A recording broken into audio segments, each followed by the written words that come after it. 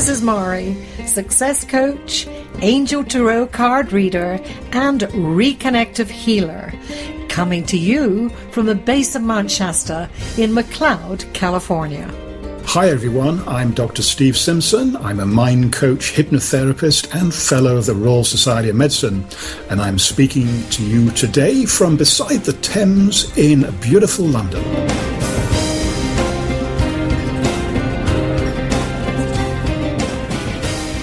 Good lucky day. You know, doing a show transatlantic with a co-host that I've never met is something I never believed I'd be doing. In fact, I never even could have dreamt something like this up. Our link together is a book that we are co-authors in called The Change, and book number 8 in a series that is number 1 in the self-empowerment on Amazon. So anyway, however, I have a powerful guide and a totally reliant on my intuition. So when I got the message to get in touch with Dr. Steve, also known as Dr. Stephen Simpson, I knew without a shadow of a doubt I'd receive perfect guidance. I love to work outside the box, and it's clear that Dr. Steve is in alignment with this. Our topic for the past 8 shows and today's show is luck. And today we're discussing adversity and how it relates to creating luck in our lives. And a little later in the show, we will be introducing a very special guest that Dr. Steve had the great fortune to interview in London.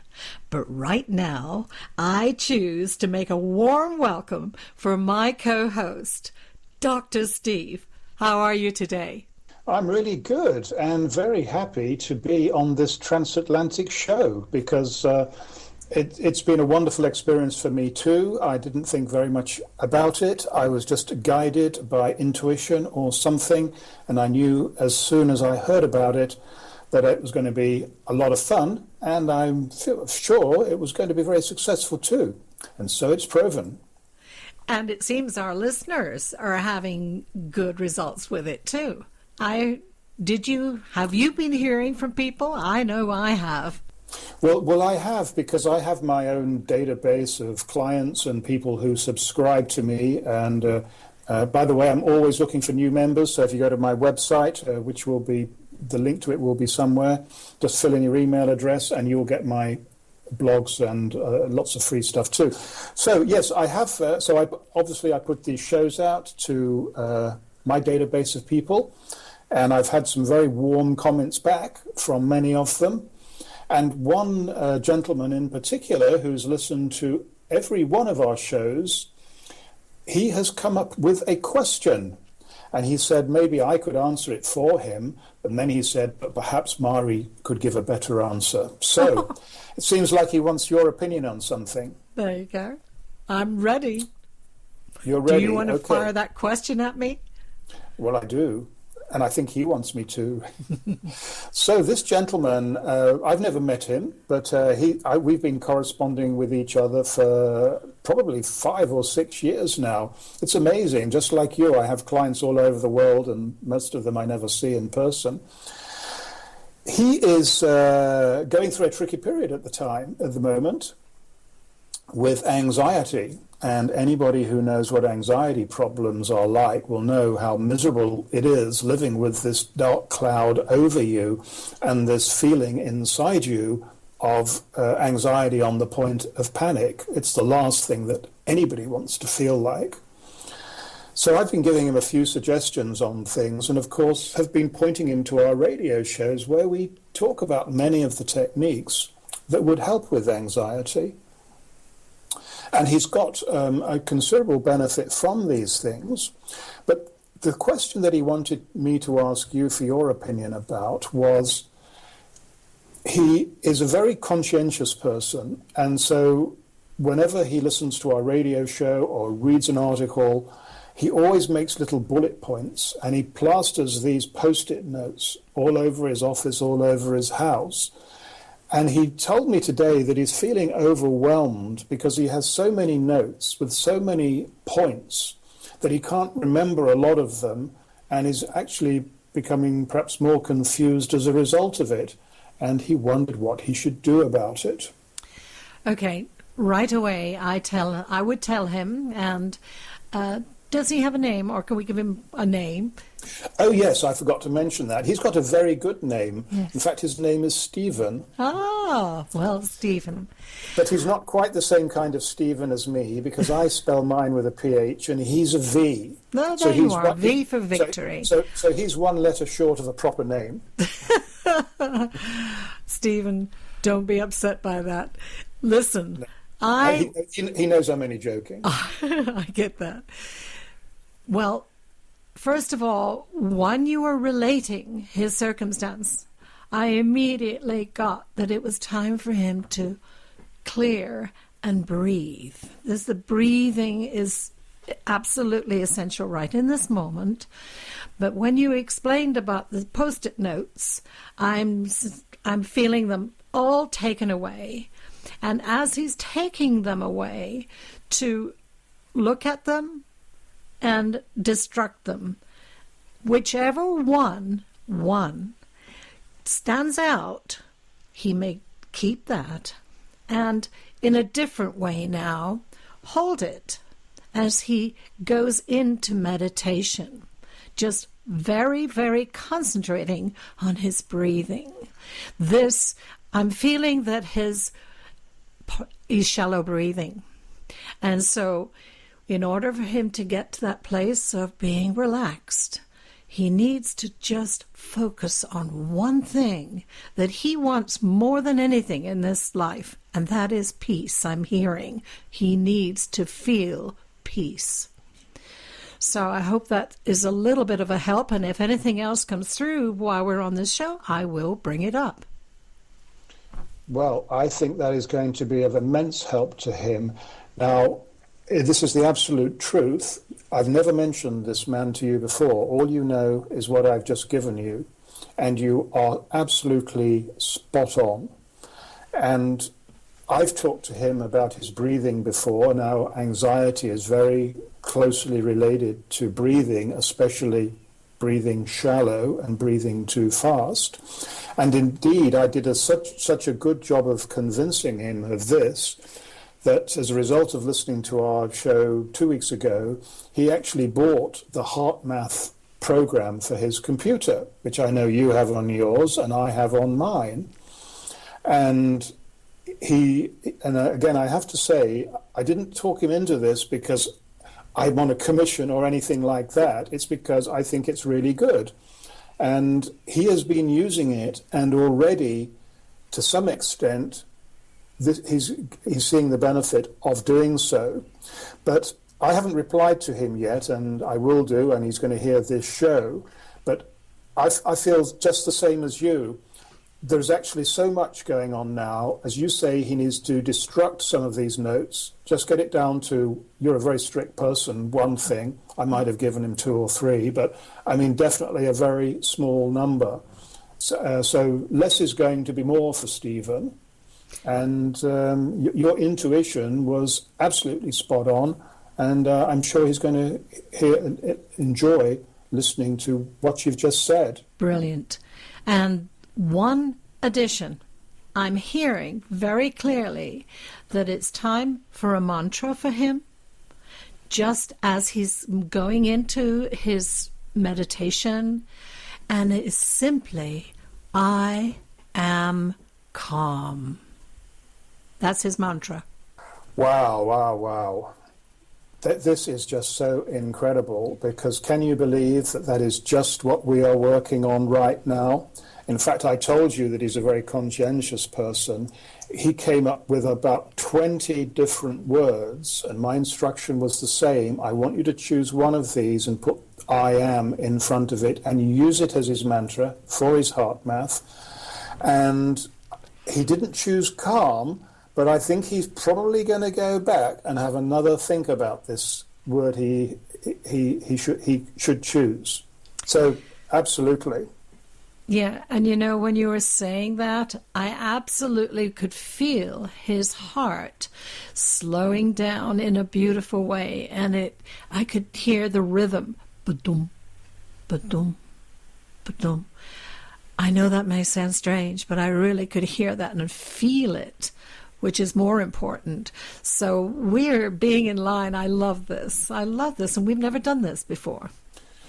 We haven't, and I'm so impressed, I have to say, and I would like us to do more of this on these future shows, because these shows are not about us talking, although that has some value, but the main value is that we are here to help people using whatever methods we choose. And there's no accident that this question came up in a show that we're dealing with adversity, because in every space of adversity, there's an opportunity to create perfection. And that's what it's all about. And so, good luck, Stephen. We're behind you, and we're going to help you. Okay, so I have a question for you, Dr. Steve. When you think of adversity, what does that word conjure up for you? Well, it's obviously not a comfortable word, adverse. It means confrontation, it means pain, it means struggle.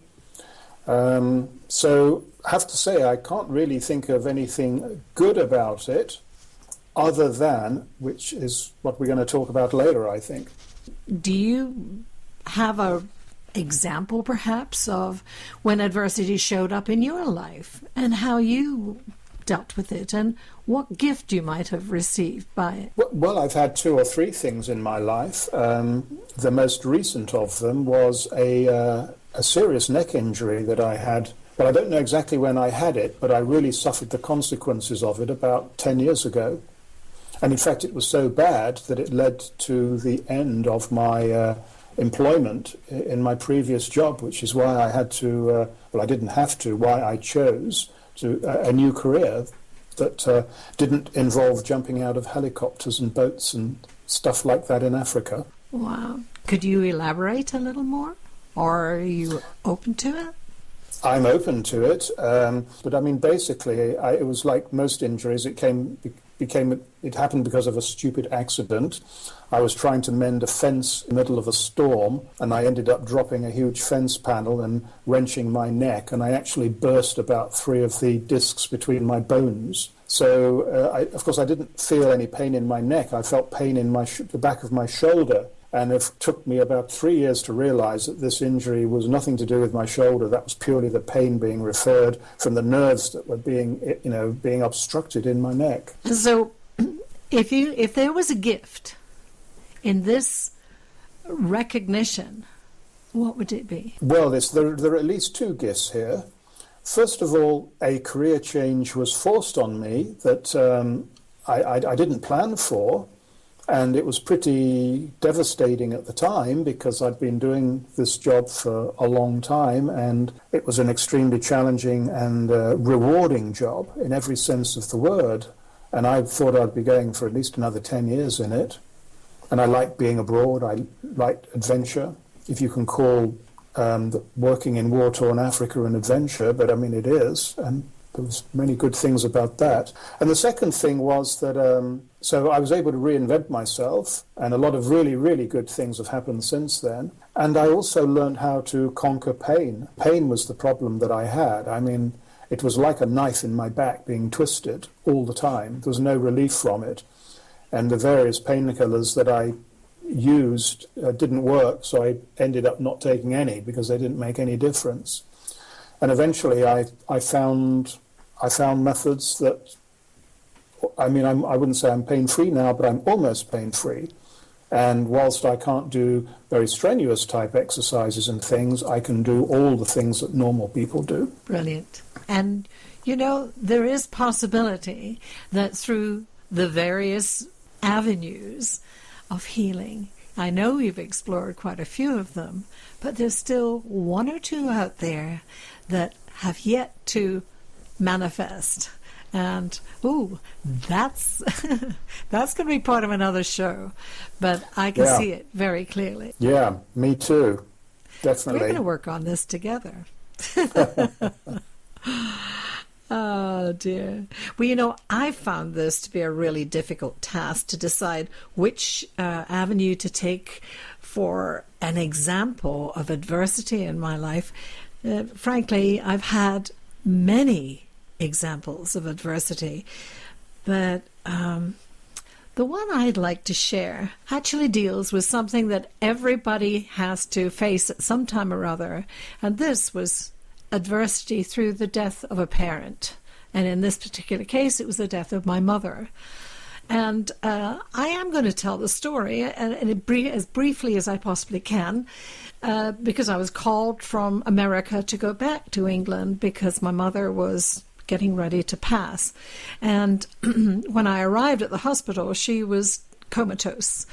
And I felt guided to just lay on the bed beside her and sing to her. So that's what I did. I sang about 10 songs. And then I got up and I wandered over to the window and I looked out and I saw a magpie right outside her window. And immediately my mind flashed to when I was a child and walking with my father and finding magpies in the hedgerows. And I'd always get excited when I see a magpie. So I thought, that has to be my dad. That there was something that made it sound like my dad. 5 days later, my mother came out of the coma. And I told her about the magpie, which, by the way, was still sitting outside the window. And she said, "Oh, yes," with a very clear voice, "that's your dad. He knows I'm ill." So from then on until the day she died, that magpie stayed there. And she came out of the coma and was lucid, and we had 3 weeks of absolute heaven together. And the day that she actually passed, my brother and I were at the hospital. We were visiting with her. The nurses said, "Well, it's time for you to step away." And when I did, we walked over to the window where we both looked to see the magpie, which flew right as though it was going to come up and hit the window. And it was adjacent with my eyes, and the minute it was there, I turned to my brother and I said, "We need to leave." And he said, "Leave what?" And I said, "We need to leave the hospital. Mom needs to die in peace." We did. We left. We were gone for 20 minutes. We were at her home, and we got a call, of course, that Mom had passed. When we drove back into the hospital grounds, we looked at the place where the magpie had been, and there was a duck. We both burst into laughter because my mother's nickname was Ida Duck. This was extremely significant, and of course has been the basis of many, many good stories that go beyond that. But what an amazing gift. And the point of being able to recognize it in that moment was so healing and helpful to both my brother and I. Yes, it must have been a very healing moment in probably, as you said, one of the worst experiences of your life. And dealing with adversity is one of the secrets. It's one of the 7 secrets that we've been talking about on this series of shows. And as I sort of mentioned in our last program, when we were discussing what we're going to be talking about next, I did sort of hedge this and say everything we talk about is always going to be really positive. But there's one thing that we do have to get over in this program, hopefully in a very positive way too, but not denying the fact that all of us are going to go through periods of adversity in our lives, and we have to accept that. That is what life is. And some of us will go through more adversity than others. Well, one thing that I've learned as a doctor in my previous life is that people very often come through adversity stronger than they went in. And again, in my new life as a coach, I see this again even more frequently. One of the things that I do is I write articles about successful people. It's called profiling. And what I do is I try and identify what are the different things about this person that makes them a champion compared to the rest of us.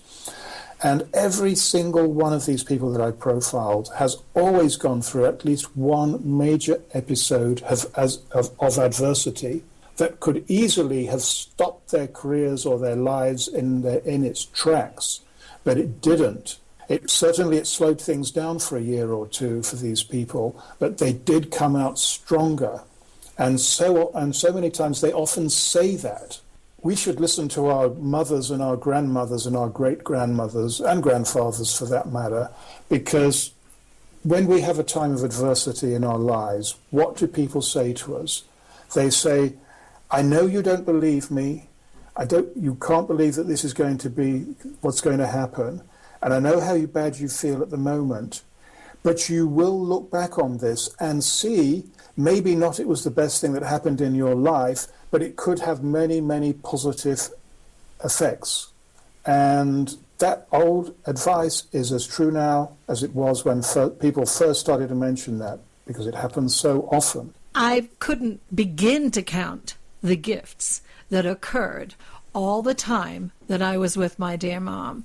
Of course, in the middle of it, I was in that space of very extreme sadness. But, oh boy, on reflection, as I found each gift, I just raised myself up to this place of, wow, thank you, Mom. And because my mom and I were absolutely best friends, which is, not always usual for a mom and daughter, but we were. There was nothing I couldn't discuss with her. So the sudden, where is she kind of thing did have its toll. But as I focused on the gifts and I could see these amazing things that came about, there was nothing more than gratitude in my heart, because where else could I go? And if anybody can learn from this, I advise and just can't say enough good about focusing on the gifts. Yes, and the truth is that as a doctor, especially as a doctor working in Africa, I have seen many, many people die, and it is part of the job. I've seen many babies born as well. That's the other end of the cycle. But the thing that reassures me about death, including my own death, which I hope is a long, long way away, me too, is that all of yeah, thank you. The thing that I learned about death was, whenever possible, I tried to be by the bedside at the time of death and for the minutes before. And whilst some of the deaths were definitely a struggle for the poor person, in every single case, the last few moments were always peaceful, and the face would soften, and it would even look like there was a gentle smile on the face. It was a very spiritual feeling, and it completely changed my approach to death and mortality. And you can never say exactly the precise point where a person is alive 1 second and they're dead the next. It doesn't happen like that. It happens usually over a period of 10 minutes or even longer. It's a gentle slipping away, and it's not as frightening as we might think. Absolutely. And as you were saying that, I was reminded of a particular piece that I wrote around the time of my mom's death, and it was in fact entitled Green Meadow. And I had chosen another piece for this show, so I don't know, at some point or other, if I could, I might just have it. I'm not sure if it's in this book that I wrote. I'll have Harry, our amazing producer, check it out, because I don't remember where all my writing goes. But it was so perfect because my mother had what is known commonly as a near-death experience, and I was with her when it was occurring. So I wrote this piece. Is it there? Oh, he's finding it. Wow. We will I have this opportunity to share some more wisdom in rhyme. She was just the greatest lady I have ever known. There are times I'd give the world just to call her on the phone. Before she left this world, she gave the greatest gift to me. My mother had a glimpse of heaven and came back to say what she did see. 'Twas a sunny afternoon as she lay there in that bed. She asked me if I would get the nurse. Then this is what she said. "Nurse, I'm going to die now. You'd best bring the doctor in." We had no doubt that this was true, as her voice was frail and thin. The doctor came from nowhere, one we'd never seen before. The words he said were documented, and I never could ignore. "Your mother only has a short time, between 10 minutes to 2 hours. You best call your brother now. I'd wished we had some magic powers." As we gathered all around her, she gently closed her eyes. She said, "I see your father." This was a nice surprise. "He sends his love to you and Al." And then her face was like a child as she called out to her daddy, like she was running wild. She looked just like an angel. Instead of 80, 38. All night we sat beside her, with naught to do but wait. Then suddenly she sat up and pointed to the sky. She said, "He fooled me. No, I fooled him. It's not my time to die." Her voice was nice and strong now, not like her voice had been, and as I gently held her, I asked her what she'd seen. She said, "It was like a bright green meadow, and your father's face shone through. He wanted me to bring his love back here to Al and you." That wasn't all he said. In that pasture from above, he said, "Go back and cheer those buggers up. Now that's the man I love." For the next 2 weeks, she set out to make us smile. She even made the doctors laugh, which hadn't happened for a while. Who knows what else she witnessed in that meadow bright and green. I'm just so grateful for the greatest gift that I have ever seen. Well, that's very lovely. And how do you get these stories? Do they come immediately out of nowhere and you just write them down? Or? Absolutely. It's like I get a little nudge. And I generally always have some equipment in the way of a pen or a computer next to me that I may write, because when it starts to unfold, it's like dictation. It's totally like dictation, and nothing is changed. There's no words erased. There's no trying to make it rhyme, by the way. It just does, which is pretty brilliant, and I'm loving it when they do unfold. However, I must say that my channeling has changed quite a bit more recently. These were, well, over the last 15 years or longer, it has rhymed, but more recently there's no rhyme to anything that comes through. Well, it may not rhyme, but it certainly scans, doesn't it? Yes. It has a cadence, which is very soothing. Yes, yeah. So a gift, another gift from adversity. It is a gift, and as you were speaking, you reminded me of something that I'd thought I'd forgotten about, and I'll share it with you because I've had a near-death experience myself, with an out-of-body experience. Mm-hmm. And I was working in Africa. This time I was living in Nigeria, which is on the west coast of Africa, and a line of coast used to be called the white man's grave, because in those colonial times, many of the people who sailed to trade, and probably slavery and exploration and goodness knows what else, they died in Africa.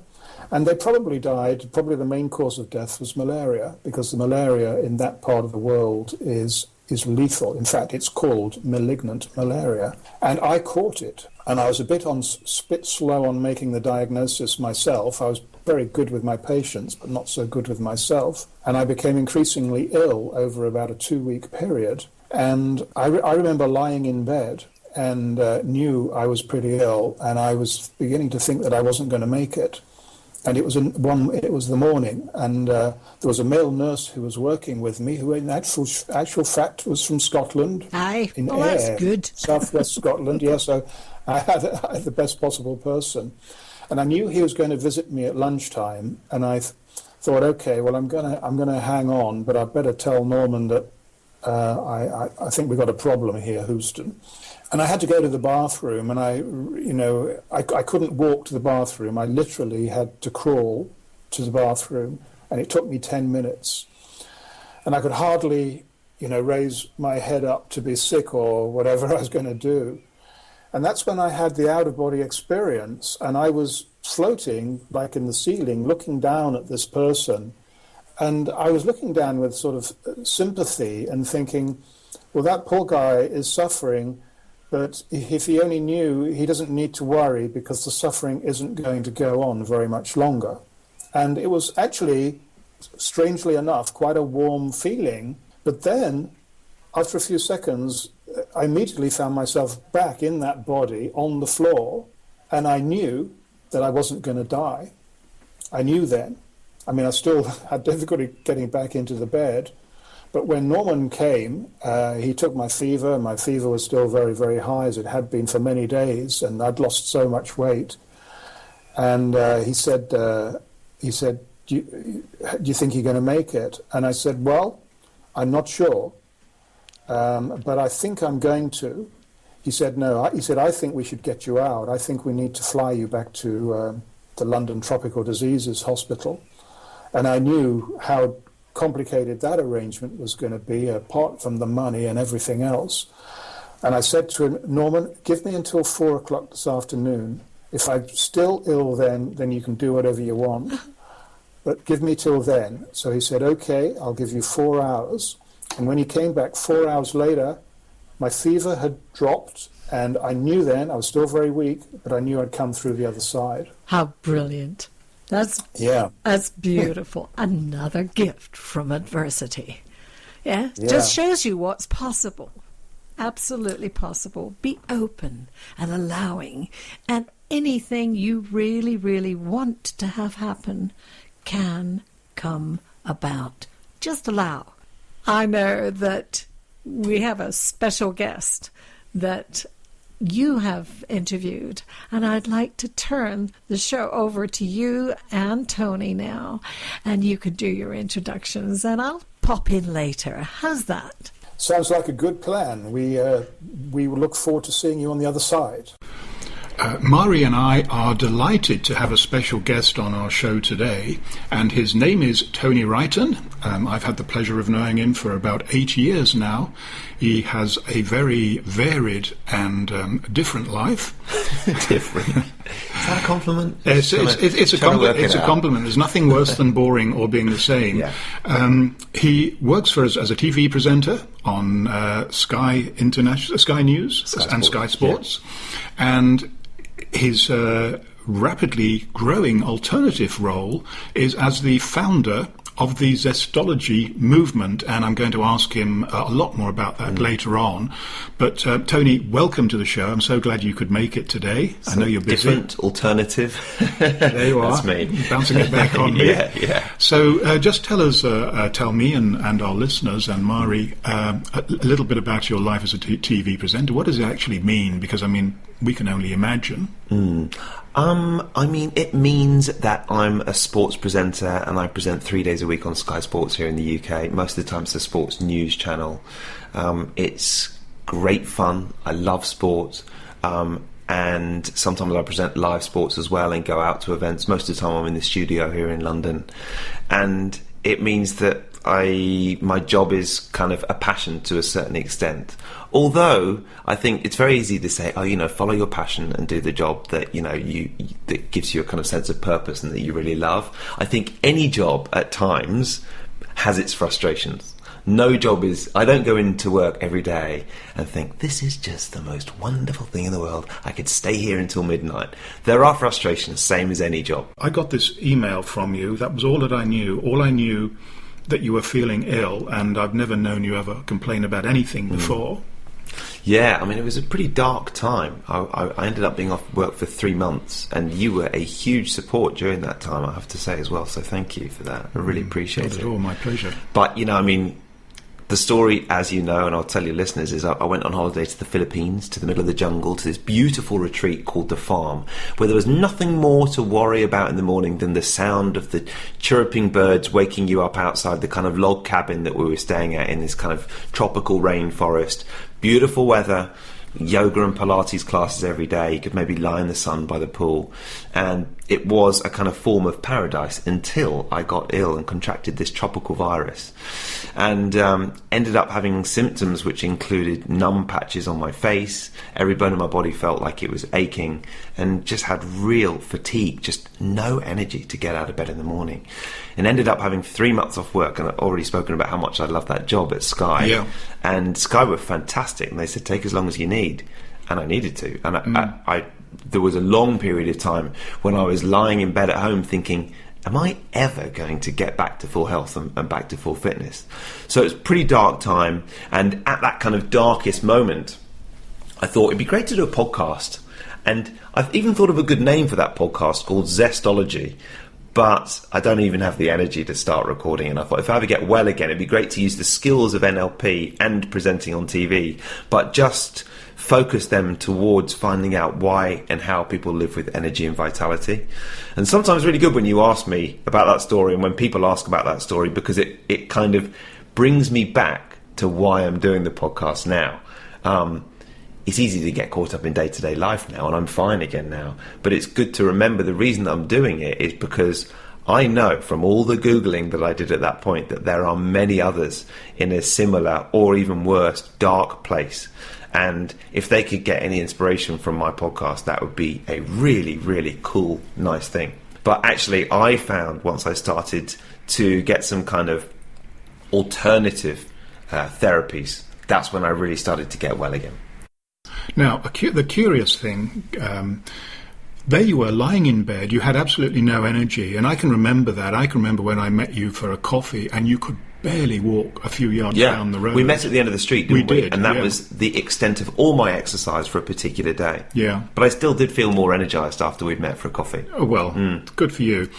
But the curious thing is... Good for you. Good for me, thank you. I think you actually bought me a coffee as well now. I'll have to buy you one. But there you were lying in bed, had no energy.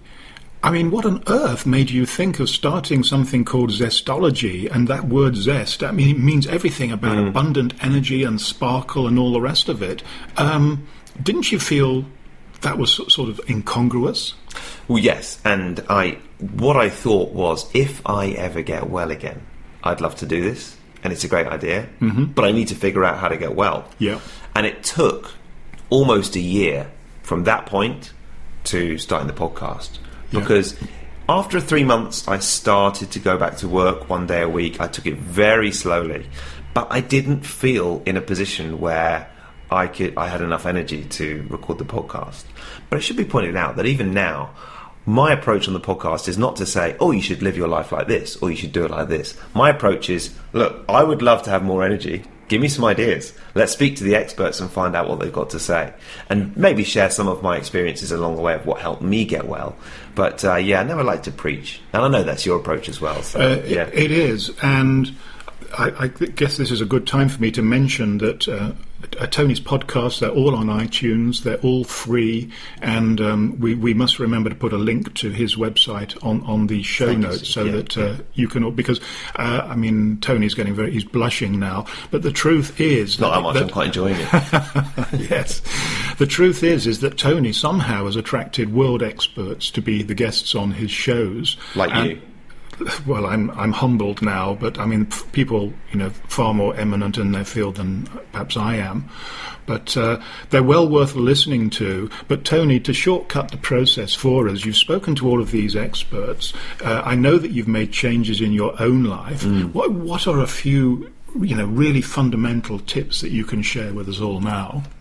And I know this stuff works, and I know what I'm about to tell you is the stuff that works for me because I've tracked it all. I've spent 9 months writing down all the stuff that I did on a particular day, the lifestyle practices that I followed, how much exercise I did, what I ate, and then giving subjective scores to my level of energy, for example, so I can tell what's worked and what hasn't.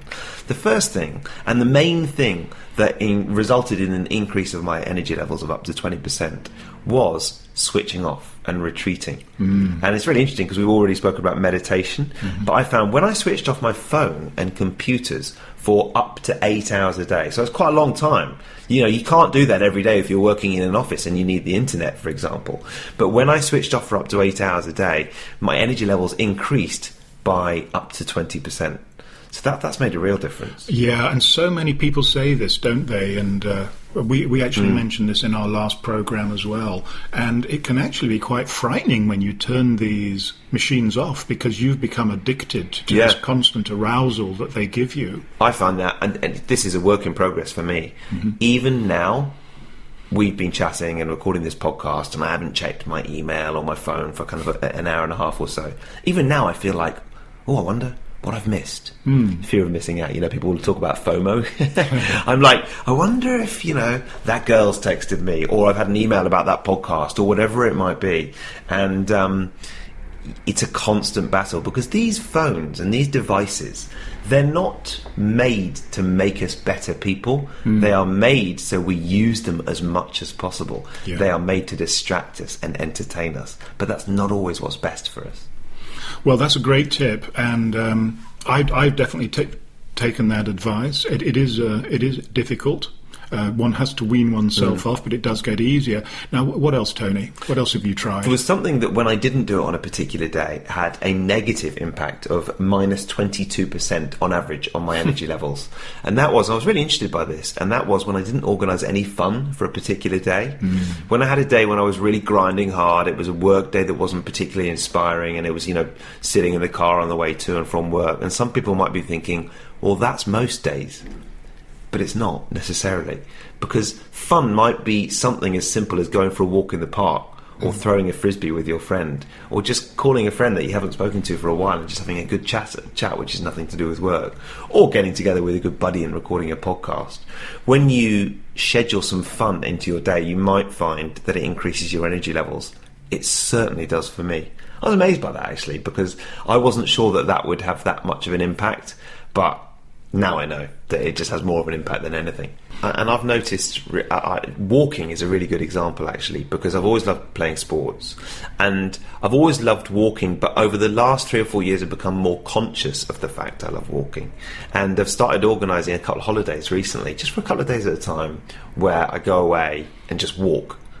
And it's great. You can chat for so much. You can talk so much when you walk. You can relax. And there's a purpose as well. So you're not just lying by the pool. You're actually getting out there and doing something. And that's fun on a holiday as well. So even my holidays are changing through exercise and Yeah. And would I be going too far to suggest that this illness that you had literally was life-changing, and your attitudes and behaviours, you as a person, are significantly different to the person before you were ill? Definitely. And, I mentioned therapies work for me as well. Yeah. One of the things that really worked for me was tapping. Yes. And that is known as emotional freedom therapy. Yes. It's based on the principles of acupuncture, where some of the acupuncture spots around the body are so close to the surface of the skin that you actually don't need to stick a needle in. You can just tap them with your fingers. And if anyone wants to know more about this, you can just Google EFT and find out a bit more about it. And you can start tapping on yourself straight away. Yeah. I went to this amazing guy, and he started to help me let out all the intense emotion and stress that was surrounding the fact that I wasn't working. And that had a huge impact on me. And at the start, it was really day to day. I was just fighting to get through the day. Sometimes, I mean, it's no exaggeration to say that there were a few occasions when I felt so sick and so bad that I thought I was going to have to call an ambulance. Good grief. Thankfully, I didn't have to, because there are, of course, many people who do have to call an ambulance. Yeah. But I realise now that a lot of it wasn't in my head. I was genuinely experiencing those symptoms, but because of what was going on in my head, I wasn't allowing myself to heal, and I wasn't getting myself out of fight or flight response. So after I kind of got out of that kind of surviving from day-to-day mechanism, then with the EFT and everything else that I've learned, I started to go much deeper into my own personality and my reaction to stress and emotion. It's a journey that I'm still on now, but it's been so good and had so much depth to it, and I've learned so much about myself that I wouldn't change it. If I could go back and not have that illness again, I wouldn't change it. I'm just glad that I did, because here I am. Tony, that is absolutely stunning, because I was going to try with as much sensitivity as I could to ask you that very question. If you could put the clock back, would you change it? And the answer you gave me is what I would have guessed. And so often when I meet people who have even had, permanent disabilities, losing a limb, can you believe it? And they say, I wouldn't change it because I have got so much. So I hope that gives hope to people. Yeah, that's so weird you mentioned that, because I interviewed a Paralympian cyclist this morning. Oh, I was going to ask you about that. Yeah, and he talked about the same thing. And when he was 5, he was diagnosed with an illness that has left him almost totally blind, 95% blind. It's like if you put your 2 fists in front of your eyes and then you put some kind of gauze around the side of your eyes. He can barely see anything, and he's legally blind. And yet he said he would never go back and change it. He's so pleased that being legally blind has given him the opportunities that it has in life, and he's lived the life that he has, and he feels that he's achieved so much more because of being blind, so he wouldn't change it. Yeah, well, those stories are inspirational, and I hope that they do inspire people who are fighting their own battles. In fact, those are not good words to use, fighting battles. Moving through whatever it is that they're moving through. Challenges. Tony, we could go on and on, but sadly at some point I have to say that's enough. Time already? There's time already, but what I can promise you is that you are definitely going to be back on the shows again, because we've barely touched the surface. So thank you very much for contributing today. It's been a real pleasure. Well, good luck with everything. Thank you for having me on as well. And, obviously you are a great friend of mine, and I'm honoured to be on your show, and I've really been loving listening to your podcasts as well. And I hope you invite me on again. We definitely will, won't we, Mahri? Thank you, Tony, for being our first guest on Angel Corner Retreat Radio. And we're looking forward to your next appearance. We are indeed. And I've, like all of our shows, we've enjoyed putting this one together, and we hope you, our listeners, have enjoyed it too. There is one final thought that I want to leave with you. Most of you won't need it, but just in case there's a few who do. There's some medical research that should give us all grounds for optimism and hope, whatever our condition might be. And there's a book which will appear on the show notes. But the book is written by a doctor from the States who worked at that time at the University of Maryland Medical Center, and her name is Dr. Lydia Temoshok. And she worked with a lot of people suffering with HIV and also with cancer patients. And she was able to identify the categories that the survivors had that were different to the people where the disease took its natural course. And there are 8 of them, and I won't go through all now, but if you're in this situation yourself, or if you know somebody who is, I would recommend that you read this book, because it's not all bad news out there. There are some things that we can do ourselves. If I was fighting cancer, I know that I would do it. And the best that I can tell my patients and my clients is really what I would do if I was in their shoes, knowing what I know about some of these things. So I don't know what you think about that, Mahri. Well, I think it's perfect because guess what? The next title of our show is Magic. We can create magic. And I look forward to our next show very much. Thank you, Dr. Steve.